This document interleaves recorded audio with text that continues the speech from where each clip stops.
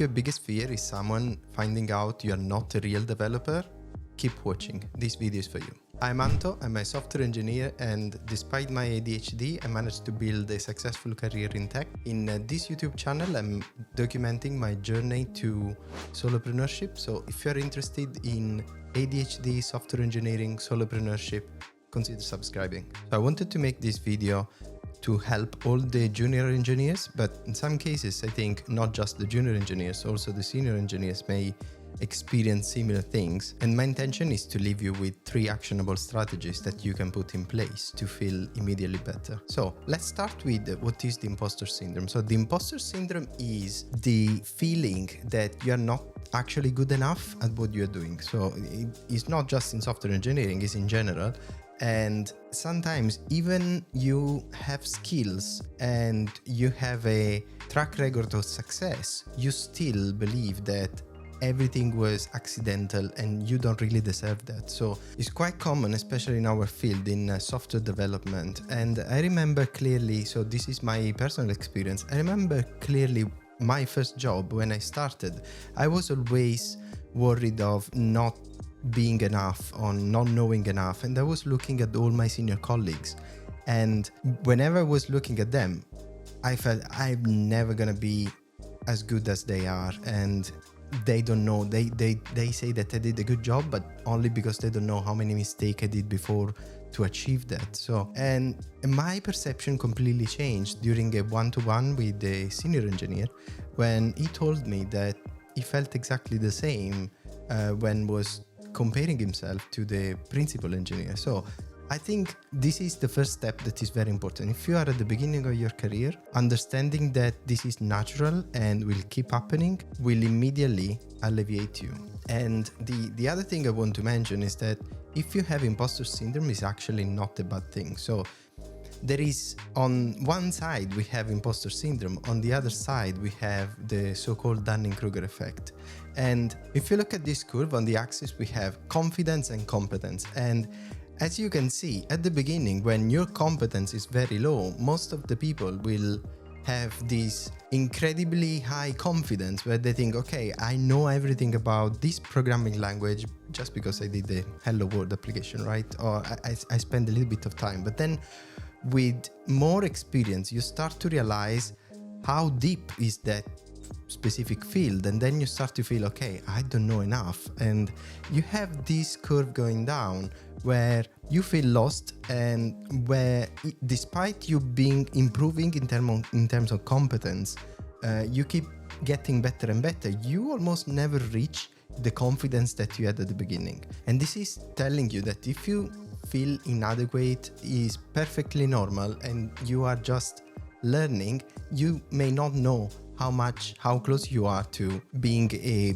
super expert, right? But in my opinion, that doesn't matter. I think that there will always be someone that is better than you at a specific thing. So don't think about it, and every day try to get a little bit better than yesterday. So that's one of the most obvious suggestion that I can give you.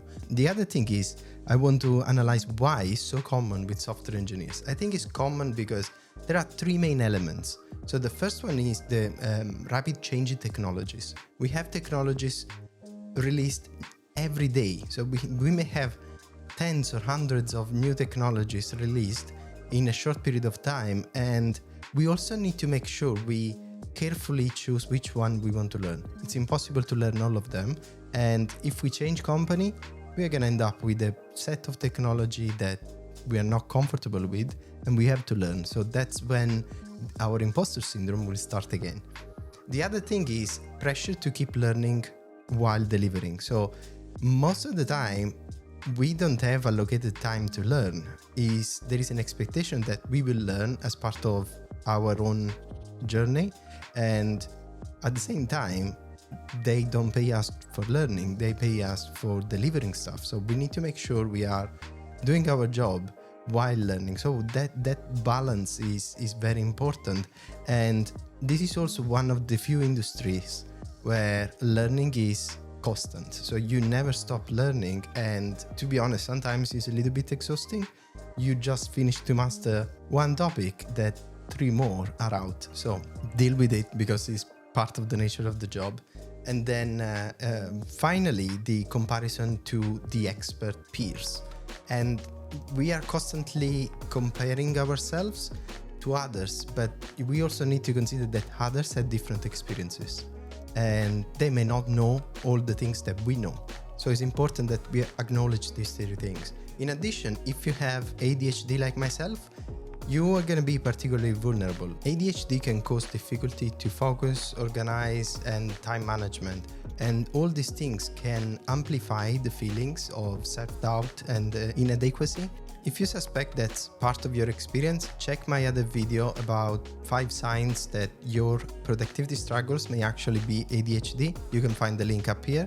And the other thing I wanted to touch in this video is what are the common triggers. But now let's see what are the common triggers and what could be the actions that we can take and the strategies that we can put in place. So the common triggers that come to mind are code reviews with peers and worrying about their feedback. So that's one typical situation where you will feel the imposter syndrome, you will feel like an imposter. And then the other thing is the steep learning curve that is typical of technology. So we already mentioned that. And that will automatically cause you to feel inadequate, especially when the subject is new and you never touched it before. And even more if you have to learn in public, learn with others, learn at work, and you will feel more exposed.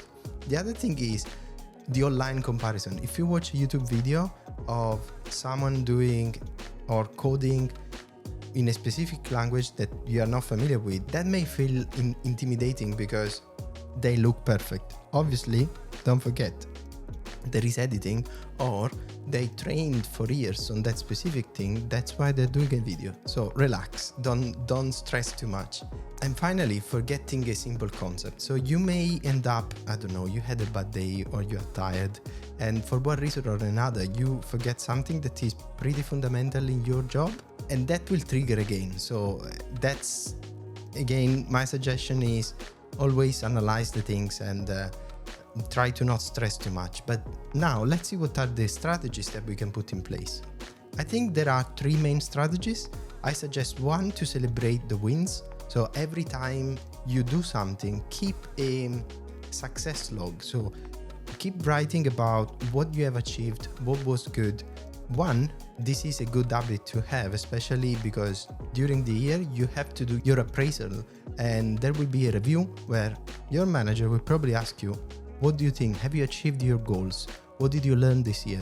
So having that log will help you. And I always recommend to do that because it's one, helping you. The time you have to do the review, you don't remember what you have achieved. You don't remember what you have delivered. You don't remember anything. I barely remember what I had for lunch. So it's important that you keep this log. And the other thing is document what you learn or achieve each day. And what I mean with document, so you can write a blog or keep a vlog or do whatever works for you, but it's very important.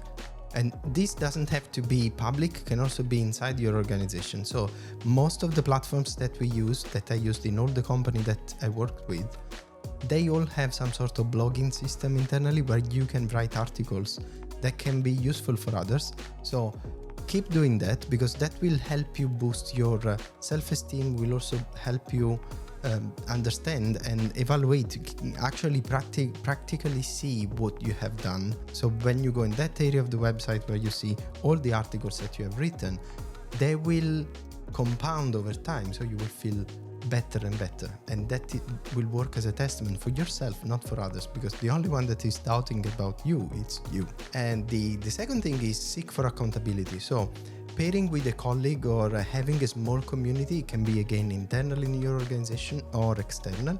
And shameless plug, I have my community I started, lab.autodevops.com.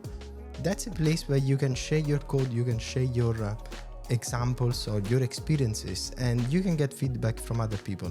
That is generally something that helps. And the third strategy is reframing the self-talk. So every time you tell yourself that you are not good enough, try to balance all these negative thoughts with factual statements. So for each negative thought, do you have an actual fact that you can assign to that, and is it real?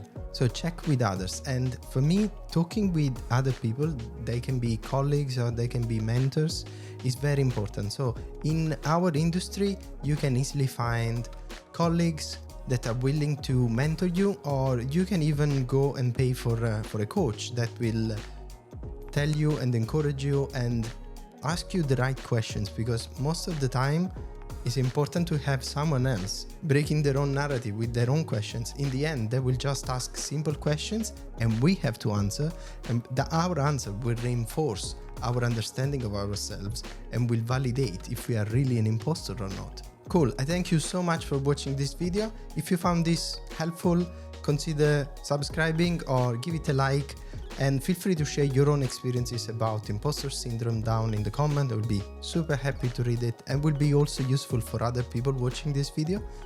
Remember, you are not an imposter, and if you want to help me grow this channel, click subscribe.